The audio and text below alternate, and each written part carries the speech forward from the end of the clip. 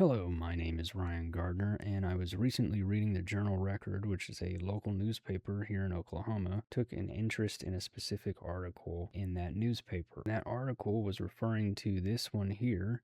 A freshman GOP lawmaker finds statewide backers for Save Oklahoma plan. This was written by Paul Monies of Oklahoma Watch. This is Representative Shaw himself. He has this suspicious no wind turbine shirt that he's wearing here, which we'll get into shortly. As stated, Mr. Shaw is a political newcomer. He ran against Representative Kevin Wallace in the Republican primary in 2024. He ultimately beat Kevin Wallace in a primary runoff, which essentially means that he was just competing against another Republican. This seat did not have a Democrat running for it, or an independent or libertarian or anything like that. It was just a race between the two of them to see who would ultimately end up representing this district. This election ended up being the most expensive state house race to date, with candidate and independent expenditure spending surpassing $1.4 million.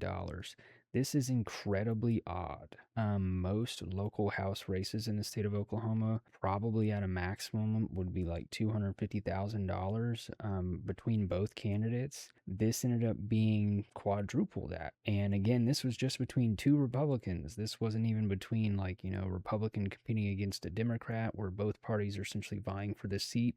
This was two individuals competing against one another within the same party, which is very odd and very peculiar to see that this much money would be put into that race. So something is going on here. Further, Shaw was willing to commit up to $100,000 to help grassroots groups promote the Save Oklahoma plan. Essentially, the point of this article partially was to say that Representative Shaw was going throughout the state, getting in contact with grassroots groups to see if they would get on board with the Save Oklahoma plan, which is a 7-point plan that he's come up with, that he wants essentially it's a group of policies that he wants to get passed in the legislature.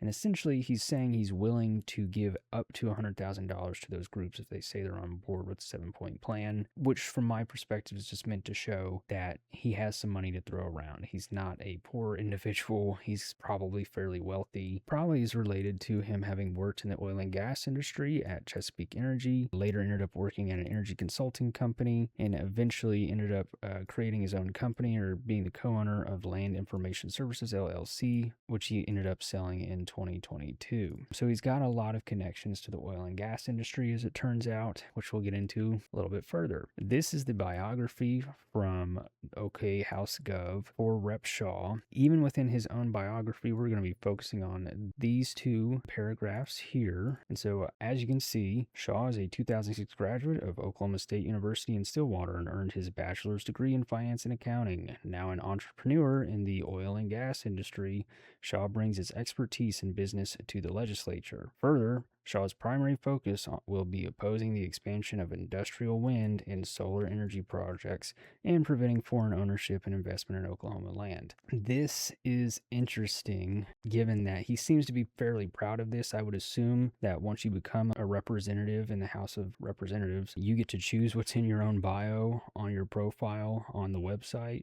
And so this is all something that he ultimately would have chose to put into his bio, which means he's fairly proud of it. This is just a listing on a website called Rocket Reach, which is just describing essentially what that Land Information Services company was that he co-owned, provided land workflow solutions for oil and gas companies, and part of the industries it serviced was the oil and gas industry. So getting into part of what the 7-point plan is, this is from Oklahoma Watch. The 7-point plan includes things such as eliminating taxpayer-funded lobbying, anti-renewable energy policies, as well as investigating turnpikes and opposing vaccine mandates.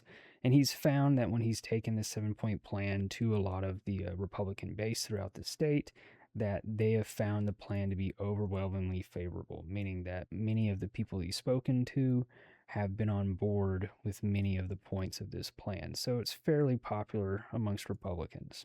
He's continued on to say that one of the most challenging items to end out of the 7 is taxpayer-funded lobbying. Governor Kevin Stitt tried to end taxpayer-funded lobbying, or at least he claimed he was going to when he was running for governor, and ultimately has not done so. He has not ended taxpayer-funded lobbying. If you don't know what taxpayer-funded lobbying is, or what lobbying is more generally, lobbying essentially is when a corporation or or some sort of entity sends somebody on their behalf to the legislature to speak to representatives to essentially influence them in one way or the other on voting for certain pieces of legislation that may benefit or harm their industry or their organization or their group. So this could be schools, municipal groups, or certain agencies. It could be your local fire department or police department sending one of their own, one of the people employed within their department to go and speak to legislatures about things that could assist the fire department in them doing their daily duties or whatever the case may be, needing additional funding or this, that, or whatever for their departments.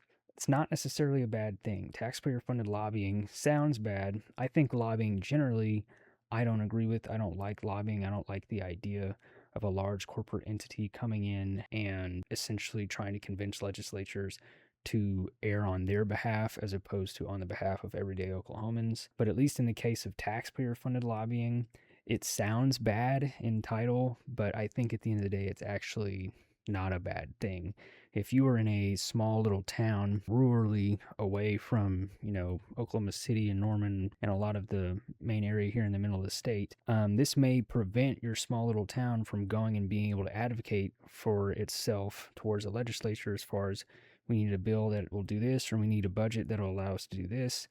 We need funds for this, that, or whatever. It would prevent those small towns from being able to go and do those things. It would prevent school districts from being able to advocate on behalf of their students and what they need as far as their budget or certain things as far as laws or statutes that would need to be passed to improve essentially education standards or improve just schooling more generally for their students. So taxpayer-funded lobbying, not necessarily a bad thing. Further, this is another point in the article mentioning gubernatorial candidate Mazzei, who used to be a senator in Oklahoma.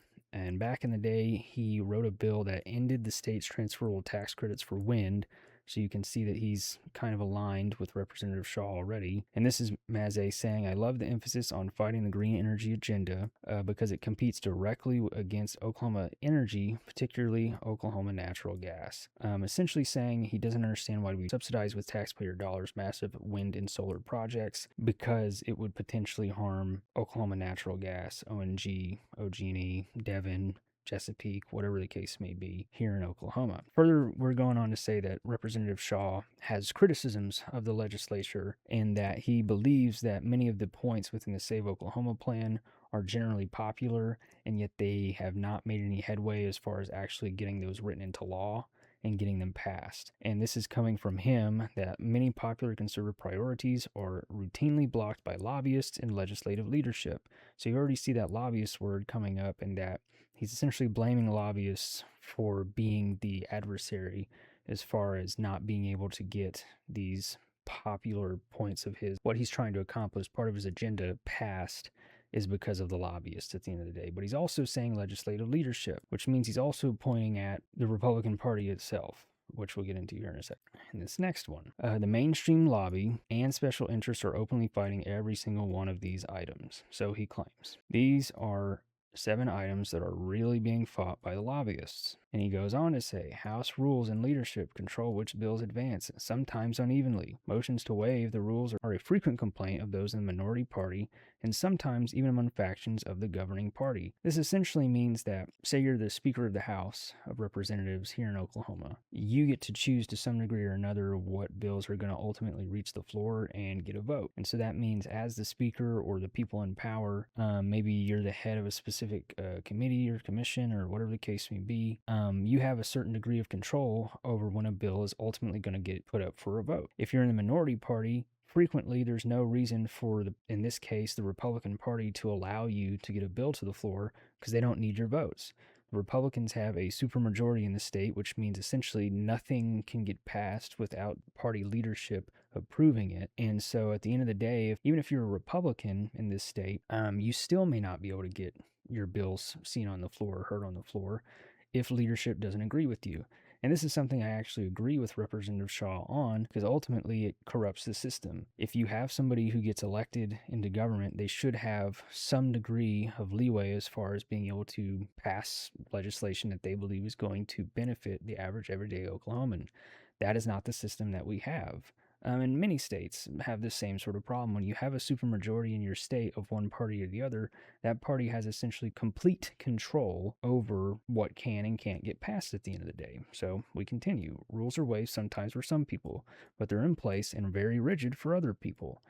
There's this discriminatory practice or preferential treatment for certain folks that was frustrating to really realize and witness in person. This is Representative Shaw saying this about his own party, that even he, as a new representative and being aligned with the majority party, still can't accomplish what he wants to accomplish despite having been elected. This is just the way it is. Again, if you're a Democrat in this case, if you're an independent in this case, if you're a libertarian in this case, the Republican leadership doesn't have to ever let any of your bills make it to the floor. Probably not in their best interest to do so, at least from a power perspective, because if they allow you to get something onto the floor that ends up being a very popular bill that would benefit the average Oklahoman in a very major way, then that's going to make their party look bad, and it's going to influence people to potentially vote for the minority party more. So they're disincentivized from actually allowing good legislation that's going to help people make it to the floor at the end of the day. They think it's going to harm essentially their harness or control of power. And there's a lot of different reasons for that. Like it could be that House leadership is corrupt in some way or another. Maybe they've been paid off by certain industries. They don't want certain bills to make it to the floor.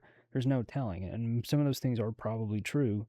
I'm just not the person that has the proof of that right now. At the end of the day, just because you get elected doesn't necessarily mean that you have the power to represent those that you're meant to be able to represent. So I agree with Representative Shaw on all of this, that the system is kind of rigged in a way that representation is actually very hard to do at the end of the day. So let's get into the actual 7-point plan itself here. So we've got number 1 here, fight the green energy agenda, and number 7, end taxpayer-funded lobbying. We've already kind of talked about ending taxpayer-funded lobbying, so I don't really see much of a point in going to it too much more here, but out of these 7, these are the 2 most important, I believe. These are the other 5 I'm just going to try to hit on as quickly as I can. As far as prohibiting agricultural use of biosolid waste, I don't really have any direct connection to this. I haven't heard a lot of stories about this. At least based on the little description here, I can't say I generally disagree with it. I agree Oklahoma families deserve safe food and water. So if it claims to do what it claims to do, then sure, I can't disagree with it. Criminalize hostile foreign ownership of land.